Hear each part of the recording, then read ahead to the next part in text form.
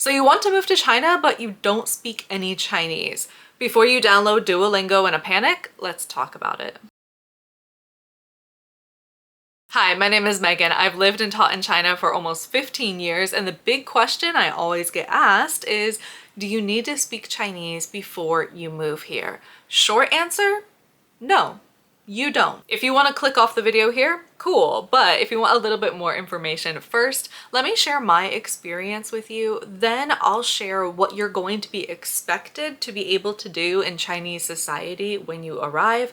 And third, I'll talk about what your life might look like if you can or can't speak Chinese. If you want to skip around, I always leave the time cards in the description. So if you want to skip through my story, that's totally okay. First, let me share my experience when I first came to China.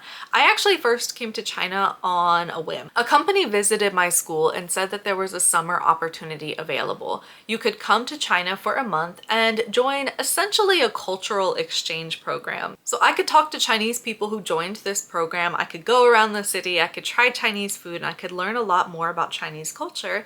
And at the same time, the students who joined the program could practice their English with me, a native speaker. So we would just hang out, play games, chat, and I signed up for this at the last minute. I think I actually signed up on the day of the deadline. My visa almost didn't come in time. I was also really busy with the school year, and I had in the back of my mind, ooh, it would be so cool if I learned some Chinese before I left, but I was busy. That just didn't happen. So I stepped off the plane only knowing how to say hello in Chinese. Then I met one of the women there and she taught me the next 3 words I learned, which were big, cold, milk tea. And according to her, those were the only words I would need for the rest of the summer. And yeah, we ended up drinking quite a lot of milk tea that month. After this experience, I later decided to take a gap year and teach in China for 1 year. And again, the same thing happened. It kind of happened last minute. I had another plan fall through. And again, I was thinking I would love to learn the language, but things got really busy. And again, I got on the plane not really knowing much Chinese. I'm telling you this to highlight that I didn't even have so much as a Duolingo streak when I decided to move to China. So can you survive in China without speaking Chinese? Absolutely. You definitely can survive. I did it. And that was even before smartphones. So I survived on body language, friends, and paper dictionaries. If I had had a smartphone when I first came to China, my life would have been so much easier. But hey, I survived. Next, let's talk about what you're going to be expected to do when you land and you have a job as an English teacher, and how much Chinese you're going to need in order to accomplish those tasks. When you first land in the country and you need to find an apartment and buy groceries and figure out your class schedule and make sure your visa is good, do you have to do that all by yourself? No. Actually, most schools will have something that they call an FAO. It stands for Foreign Affairs Officer, and this is a position at the school or at the company. And their job is to help all of the foreign teachers that come in to teach in China. So this person is supposed to help you apply for your visa. This person is supposed to help you get your class schedule. They're going to talk with you about your textbooks or your textbook materials. If they don't know a lot about the textbooks or the teaching materials, they'll connect you with another teacher and they'll be able to help you with that. FAOs speak English. It's their job responsibility to connect you, someone who doesn't speak Chinese and is maybe not familiar with the culture, with the main administration who definitely speaks Chinese and are obviously familiar with Chinese culture. It's their job to bridge the gap between the foreign teachers and the people at the school or the company. So for your interview, often the FAO will be part of the interview process. The interviews are done in English because they want to hear your English and see your English ability. What about the contract? Usually there are 2 contracts, one in Chinese and one in English. You'll sign both of them. So you'll be able to read the contract in English, and if everything looks good, go ahead and sign it. The school or company that you work for is also supposed to help you with your visa application. There's so much on their end that they have to submit. They have to submit documents to the government saying that this person is going to work at their school. There's a lot that they have to submit, and then there are some other documents that you have to submit as well. Most of those documents will be from your home country to prove that you meet the requirements for the work visa. And they generally have a pretty good idea of how the visa process works if you're working at a really professional school or company. If the school has 20 or 50 international teachers, then this FAO should be quite familiar with processing and applying for visas for all of these different teachers. Of course, this is really going to depend on the FAO. How many years have they been doing this? Was there a recent visa policy change that maybe changes up the system? But generally, they're a great help. You might also have to go to the Public Security Bureau and hand in your passport to get the visa. This is a normal part of the work visa application. Sometimes your FAO will go with you. Sometimes you'll do it by yourself, but most of the time the FAO will either go with you or they'll handle it by themselves. So your interview, your visa, your contract, your textbook materials, your class schedule, all of that shouldn't be a big problem because they will be communicating with you in English about it. One problem I might predict if you don't speak Chinese when you move to China is finding an apartment. Some schools will have the option for you to live on campus. If so, then you don't have to worry about this. Some schools or companies will make an agreement with a specific apartment complex, and you can just go to that apartment complex and they have someone who can speak English. They already have this shared partnership or cooperation that makes it really easy to rent an apartment from that complex. Or you might be finding the apartment by yourself. Finding an apartment by yourself might get tricky, but I would reach out to the other international teachers at your school. They're probably going to be willing to help, but also a lot of realtors do speak English, especially in the bigger cities. And again, you can always use your phone. Phones are just incredible these days. So what is it going to look like if you're living in China but you don't speak the language? If you are an English teacher, you might find yourself surprised at the English bubble that will naturally exist around you. When you walk into the school or the company, the students will speak English to you. Your coworkers will speak English. Your boss will probably speak English.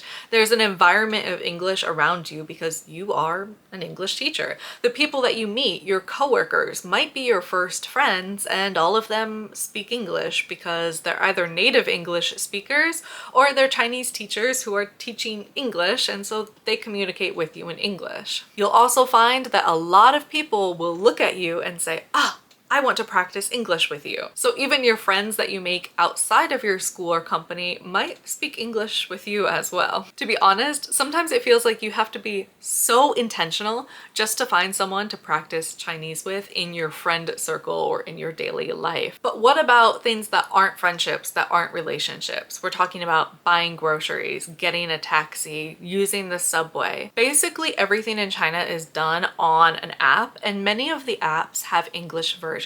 So for example, their version of Uber called Didi has an English version, and you can just use the English version. You can just walk into a grocery store, scan the items at the self-scanner, and leave without having to communicate with people. If you go to McDonald's, they have the screens that you can select English and then you can order right there on the screen. So you can navigate through your life just using English. For the most part though, there are always going to be these exceptions. You know, you order the taxi with your English app, but then the taxi driver tries to talk to you. Or maybe you ordered a Coke at McDonald's and they forgot to give it to you and you have to figure out how to get your drink. Maybe you go to a restaurant and they don't have English on the menu. How are you gonna know what to order? Of course, you can always use technology. WeChat has a really great feature where you can take a picture of something. Like you could take a picture of a menu and it will translate the picture into English for you. Or they have voice to text translations. They have online dictionaries. There are tons of ways that you can communicate if you're not able to speak the language. Hey, and body language always exists, right? But at the end of the day, is it helpful to speak Chinese? Of course, absolutely. Your life is going to be a lot smoother, a lot simpler, way more convenient if you're able to speak some cursory Chinese. Now, am I saying that you should move to a country, you should move to a culture and not learn the language? Absolutely not. You are a guest in a new country, in a new culture. absolutely do your best to immerse yourself in the culture, learn the language, learn a few phrases, talk with people, integrate yourself into the country that you are a guest in. Learning Chinese was one of the best decisions I ever made because not only did it make my life more convenient, but it made my life more enjoyable. It was more enjoyable to be able to chat with people or respond to people when they talked to me. But I wanted to make this video because I don't want you to be scared of not going after your dream just because you can't speak the language. I know so many people who are interested in moving to China or moving to another country, but they're worried about the language and the language barrier is holding them back. The reason they are not going after their dream, the reason they are not moving to a new country, the reason they are not trying something new and broadening their horizons is because they're worried that they won't be able to survive without first learning the language. I also know people in my real life who have said, okay, I know I want to go to this country. Let me spend a year or two studying the language before I go. Hey, that's great. But I also know people who said, let me study the language for a year or two and then I'll go. And they never went. Maybe they started studying the language and said, wow, this is really hard. Maybe they studied for a few years and said, oh, my language skills still aren't good enough. Or they let life just get in the way. Moving to a new country, moving to a new culture is such a major life change. One that you probably won't regret because I certainly don't, but it's really easy to talk yourself out of something. I don't want you to give up on your dream or let your language skills hold you back from pursuing something that could genuinely be life-changing. If I had decided not to take that gap year and to just stay and study for a year or two, I'm sure something else would have come up. I'm sure I would have talked myself out of it. And going to China, even without knowing the language at the beginning, was the best decision I've ever made in my life. And you know what? If I'm honest, not being able to speak a language gives you so much empathy for your students. So when you are in class and your students are struggling to speak a language and they're struggling to understand, and you go outside to the grocery store and you're also struggling to understand and struggling to speak a new language, you can't get that kind of empathy any other way. You need to experience it for yourself. So do you need to speak Chinese before you move to China? Absolutely not. Don't let that hold you back. If that's the one thing in the back of your mind that's making you doubt this, that's making you think, maybe I shouldn't, put that aside.